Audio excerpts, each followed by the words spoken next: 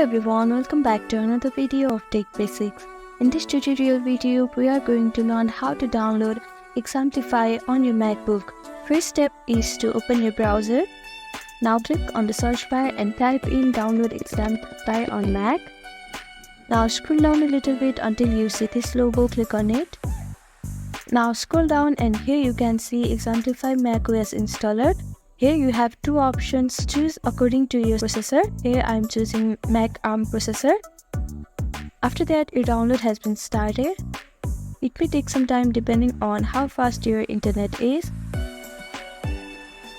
After your download is completed, you can see pop-up like this, click on it.